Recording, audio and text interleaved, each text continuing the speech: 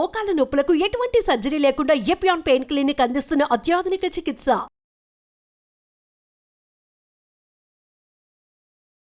Hello అండి, అందరికీ నమస్తే. నేను మీ జాహ్నవి.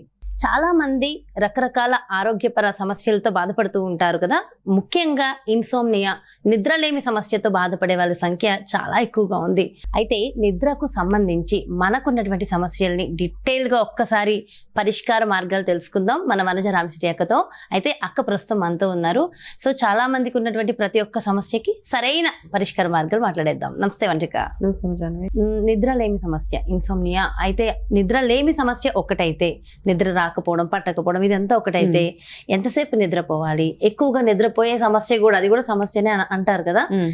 ఎక్కువగా నిద్రపోయే వాళ్ళకి అసలు ఎంత నిద్రపోవాలి, ఎలా నిద్రపోవాలి, నిద్రపోయే విధానానికి సంబంధించి, అంటే కంప్లీట్ గా నిద్రకు సంబంధించి ఎలాంటి జాగ్రత్తలు తీసుకోవాలి? నిద్ర రావట్లేదు, పట్టట్లేదు అనేవాళ్ళు స్లీపింగ్ టాబ్లెట్స్ కూడా వేసుకుని నిద్రపోతూ ఉంటారు. వాళ్ళకి వీళ్ళకి మొత్తం ఓవరాల్ గా నిద్రకు సంబంధించి అవేర్నెస్ చెప్పండి అక్క. అయితే నిద్ర, ఇప్పుడు నిద్ర గురించి ఎంత మాట్లాడుకున్నా చాలా తక్కువే. చాలా మందికి తెలిసింది ఏంటంటే, మనం సగం టైం నిద్రలోనే ఉంటాం కదా. అవును, మార్నింగ్ అంతా, ఉదయం అంతా పనిచేసి రకరకాల మన ప్రొఫెషన్స్ అవన్నీ చేసి తర్వాత నిద్ర బేసిక్గా ఏం చేస్తుందంటే మన హార్మోన్స్ని కానీ మన సెల్స్ని కానీ రిపేర్ చేస్తుంది అనమాట. ఓకే, కాబట్టి ఆ నిద్ర ఎంతసేపు పోవాలి అన్నది మినిమం 6 to 9 hours. మరి చంటి పిల్లలు అయితే 9 గంటలు పడుకుంటారు, అలా ఎక్కువసేపు పడుకుంటారు చిన్నపిల్లలు. ఇప్పుడు ఈ మధ్య ఉన్న కాలంలో అట్లీస్ట్ ఒక సర్టెన్ ఏజ్ వచ్చిన తర్వాత మినిమం 6.5 hours నిద్ర మనకి ఉండాల్సిందే. అంతకంటే తక్కువ నిద్ర ఉంటే గనక ఒక స్టడీ ప్రకారం ఏం చెప్పారంటే, మీకు నిద్ర లేకపోతే 300% క్యాన్సర్తో చనిపోయే ఛాన్సెస్ ఎక్కువగా ఉన్నాయి. ఎక్కువగా నిద్ర లేకుండా ఉంటే 200% హార్ట్ అటాక్స్ తోటి చనిపోయే ఛాన్సెస్ ఎక్కువగా ఉన్నాయి. అలాగే సిమిలర్లీ నెక్స్ట్ కేటగిరీ, నిద్ర లేకపోతే brain haemorrhages and blood pressures increase అయ్యే ఛాన్సెస్ అంత ఉన్నాయన్నమాట. 300%, 200%, 100% ఇట్లా కేటగరైజ్ చేసుకుంటూ వచ్చారు. రకరకాల ఇంటరాక్షన్స్ అవి అవుతూ ఉంటాయి కదా. ఏదో ఒక గ్రూప్ ఆఫ్ దాంట్లో కూర్చున్నప్పుడు ఒక బాబు, కొంచెం యంగ్స్టర్ అనమాట, అలాగే అడుగుతున్నాడు ఎంతసేపు నిద్రపోవాలి ఏంటి అనేసి. ఈ డిస్కషన్స్ అవుతుంటే జనరల్గా అడుగుతున్నాం, ఏంటి అమ్మా ఎంతసేపు పడుకుంటావు, నీకు నిద్ర ఉన్నదా? అబ్బాయి కాస్త కొంచెము చదివింది గుర్తుండట్లేదు, అక్కడి నుంచి స్టార్ట్ అయిన టాపిక్ నిద్ర వరకు వచ్చింది. అయితే అబ్బాయి ఏం చెప్పాడంటే, మా నాన్న నేను పడుకుంటే తిడతారు నన్ను, ఒక టైంలో లేవాలి, లేకపోతే చాలా తిడతారు, పందిలాగా పడుకుంటున్నావు, ఇవన్నీ వస్తాయి అనమాట. పేరెంట్స్ ఏంటంటే, నాకు చాలా బాధ వేసింది, ఇంట్లో పేరెంట్స్ పిల్లల్ని అలాగా అబ్యూస్ చేయడం అన్నది చాలా, అంటే ఇది ఆఫ్ టాపిక్. కాకపోతే పిల్లల నిద్రని ఒక జంతువుతోటో దేనితోటో పోల్చడము చాలా మంది చేస్తారు. నువ్వు పందిలాగా పడుకుంటున్నావు. మా ఫాదర్ ఇలా అన్నప్పుడు నాకు చాలా బాధ అనిపిస్తుంది, అంటే డిప్రెషన్ అనిపిస్తుంది. సో ఫస్ట్ ఆఫ్ ఆల్ అలాంటివి పక్కన పెట్టేసి, పిల్లలు నిద్రపోతే ఎక్కువసేపు నిద్ర ఎందుకు పోతున్నారు అన్నది మనమే అనాలిసిస్ చేసుకోవాలి. ఎందుకంటే వాళ్ళు ఎక్కువ టైం దేని మీద స్పెండ్ చేస్తున్నారు. మామూలుగా అయితే ఒక 8 గంటలు 9 గంటలు పడుకుంటే మళ్ళీ నిద్ర రాదు మనకి, సౌండ్ స్లీప్ ఉంటే. స్లీప్ ట్రాకర్స్ అవి పెట్టుకుంటాం. ఆ స్లీప్ ట్రాకర్లో ఎంతసేపు క్వాలిటీ ఆఫ్ స్లీప్ చాలా ఇంపార్టెంట్. మీరు ఎంతసేపు పడుకున్నా క్వాలిటీ నిద్ర చాలా చాలా అవసరం. ఆదమర్చి నిద్రపోవడం అంటాం, అది చాలా అవసరం. అది లేనప్పుడు మనకి రకరకాల ప్రాబ్లమ్స్ వచ్చేస్తూ ఉంటాయి. డ్రంక్ అండ్ డ్రైవ్ కంటే కూడా నిద్ర లేకుండా డ్రైవ్ చేయడం వల్ల ఎన్నో యాక్సిడెంట్స్ అయ్యాయి. ఒక్క కునుకులో జీవితమే మారిపోతుంది. కాబట్టి ఆ నిద్ర సఫిషియెంట్గా ఉండేలాగా చూసుకోండి. ఎవరైతే డ్రంక్ అండ్ డ్రైవ్ కేసెస్లో మనం చూస్తూ ఉంటామో, నిద్ర లేకపోతే డ్రైవ్ చేయకండి ఆ రోజు. నా సిన్సియర్ సజెషన్. ఈ మధ్యనే మా బాబు పెళ్ళి టైంలో నాకు కొంచెం ఆఫ్ స్లీప్ ప్యాటర్న్స్ అయిపోతే, ఆ నెక్స్ట్ డే మా చిన్నవాడిని స్కూల్ నుంచి పిక్ చేసుకోవడానికి వెళ్ళినప్పుడు నాకు ఎందుకు వచ్చిందో ఒక్క సెకండ్ అలాగా కునుకయి బేగంపేట ఓల్డ్ ఎయిర్పోర్ట్ దగ్గర సైడ్ అది ఒక చిన్న దాని మీదకి, అంటే లక్కీగా ఏం అవ్వలేదు, దాని మీదకి టైర్ వెళ్ళిపోయింది అనమాట. వెళ్ళిపోయి ఆ సైడ్ వీల్ ఇది ఉంటుంది కదా, అది కాస్త డ్యామేజ్ అయ్యి మళ్ళీ వెంటనే వచ్చేసాను. ఎక్కడము కొంచెం బండి చాలా షేక్ హ్యాండ్ నా లైఫ్లో ఫస్ట్ టైం అనమాట. నేను కొన్ని ఇయర్స్ నుంచి డ్రైవింగ్ చేస్తాను. ఏ రోజు నాకు అలాంటి ఎటువంటి మిస్హ్యాప్ ఏది అవ్వలేదు ఇన్ని రోజుల్లో. కానీ నిద్ర లేకపోతే నిద్ర వల్ల కొంచెం ఎందుకు అలా నడుపుతున్నప్పుడే దీనికి అలా ఒక్క ఫ్రాక్షన్ ఆఫ్ సెకండ్స్ లో అనమాట. మా బాబు కూడా అదిరిపోయాడు, అమ్మ ఏంటి ఇలా నడుపుతున్నావు అంటే, సరే కాసేపు పక్క కాపీ బండి, కొంచెం అమ్మ నిద్ర లేకపోవడం ఎంత డేంజరస్. కాబట్టి ఒక్క సజెషన్ ఏంటంటే, ఒక ఓవర్ నైట్ నిద్ర లేకపోయినప్పుడు కూడా మీరు డ్రైవింగ్ అవాయిడ్ చేసేయండి. ఆ రోజు మనకి ఫెసిలిటీస్ చాలా ఉన్నాయి, క్యాబ్స్ అవన్నీ. ఓకే, ఇవన్నీ లెక్క అనమాట. ఓకే, సో పిల్లల్ని నిద్రపోతే అబ్యూస్ చేయడం కానీ, మీకు నిద్ర లేకపోయినప్పుడు మీరు డ్రైవింగ్ చేయడం కానీ, ఇలాంటివన్నీ చేయకుండా ఉంటే మన లైఫ్ని మనం సేవ్ చేసుకోగలుగుతాం. అయితే ఒక్కొక్కరికి ఒక్కొక్క నిద్ర ప్యాటర్న్ ఉంటుంది. నేను మామూలుగా చాలా మంది డిసిప్లిన్ అంటాం. డిసిప్లిన్ అంటే నైట్ 9:30కి అలా పడుకుని ఉదయాన్నే బై 4-5 o'clock కల్లా నిద్ర లేచిపోవడం. This is the best time. ఆ టైంలో నిద్రపోయినప్పుడు మన అరుగుదల బాగుంటుంది, సెల్ అండ్ హార్మోన్ రిపేర్ అంతా చాలా బ్యూటిఫుల్గా జరుగుతుంది. కాబట్టి ఈ టైం చూస్ చేసుకోవాలి. మరి కొంతమంది కొంచెం ఓల్డ్ ఏజ్ వస్తున్న వాళ్ళకి మధ్యాహ్నం పూట బాగా నిద్ర వచ్చేసి రాత్రిపూట నిద్ర పట్టదు. So it's okay. ఆ ఏజ్కి సంబంధించి మీరు ఆ టైంలో ఏ టైంలో నిద్ర వస్తే ఆ టైం. చిన్నపిల్లలు కూడా అంతే, వాళ్ళు ఎప్పుడంటే అప్పుడు నిద్రపోతూ ఉంటారు. వాళ్ళకి ఉదయం పడుకుంటారు, నైట్ పడుకుంటారు, వాళ్ళ ఇష్టం. సో ఆ ప్యాటర్న్స్ని పక్కన పెట్టేస్తే రెగ్యులర్ లైఫ్లో మాత్రం మనం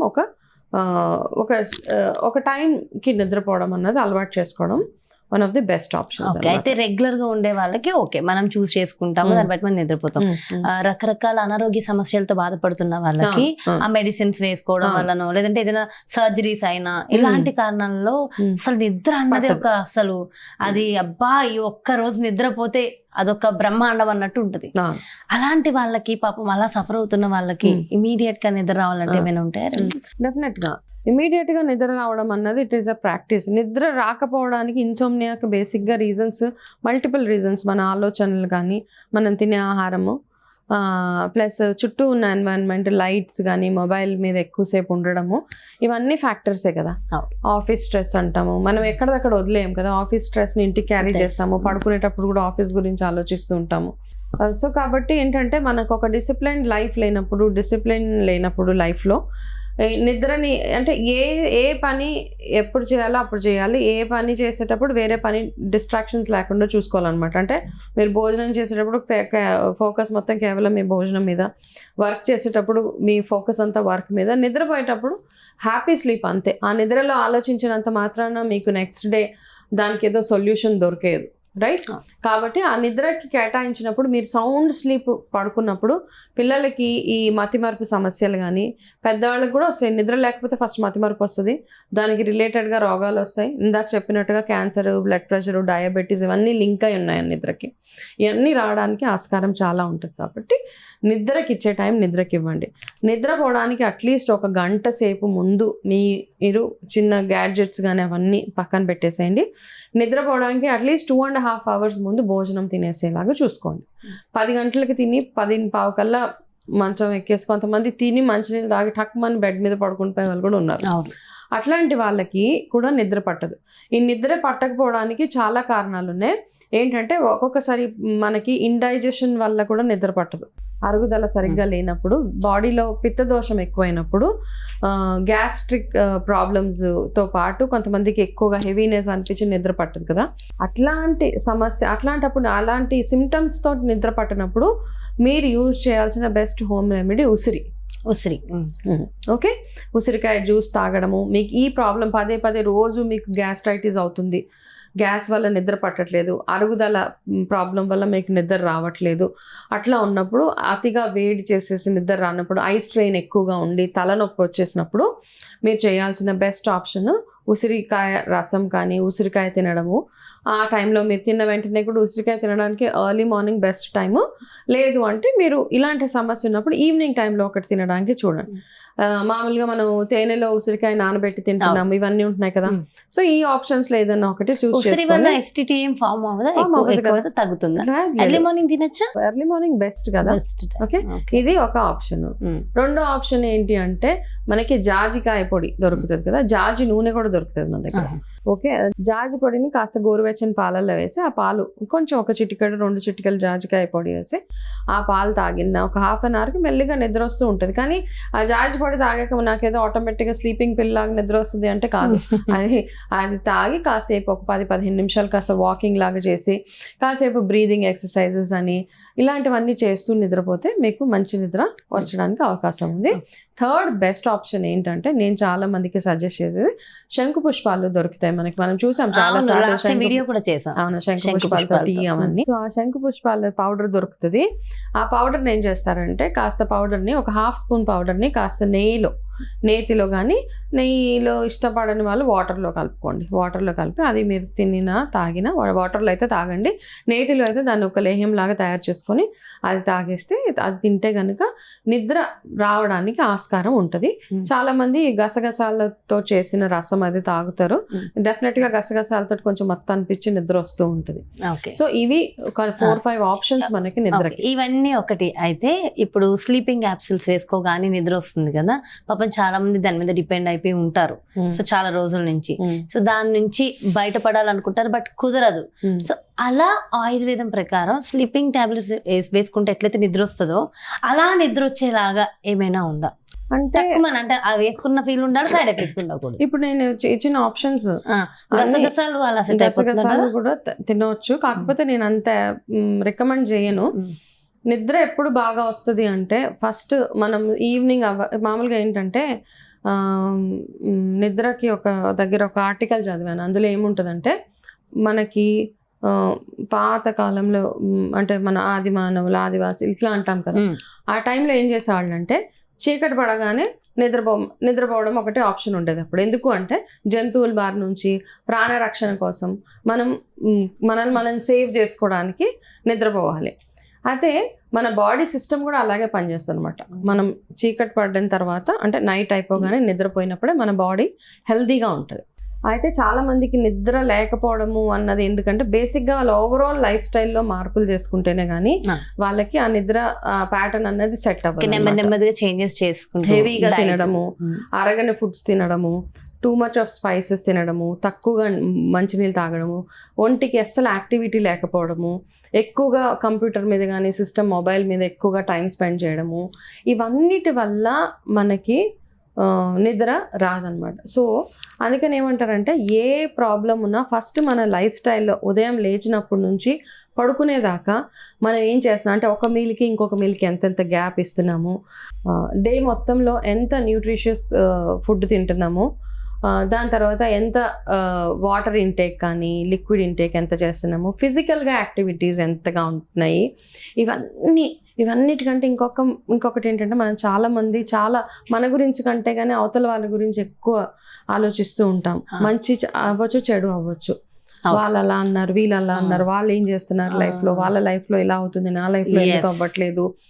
సో ఈ ఆలోచనల వల్ల కూడా చాలా మందికి యాంగ్జైటీ ఎక్కువైపోయి నిద్ర పట్టదు. సో లైఫ్ స్టైల్లో మార్పులు అంటే మన ఆహారంలో మార్పులే కాకుండా మన ఆలోచనలో మార్పులు కూడా తెచ్చుకుంటేనే మనకి ఈ ఇన్సోమ్నియా నుంచి బయటపడగలుగుతాం. సో మనం ఇప్పుడు ఏం మాట్లాడుకున్నాము, ఇన్సోమ్నియా ఉన్నప్పుడు లైఫ్ స్టైల్లో మార్పులతో పాటు చిన్నగా ఆయుర్వేద ప్రకారం ప్రూవెన్ హోమ్ రెమెడీస్ ఏం చెప్పుకున్నాం, ఒకటి శంకు పుష్పాలు, 2 ఉసిరి, ఇంకొకటి గసగసాలు, ఇంకొకటి జాజి.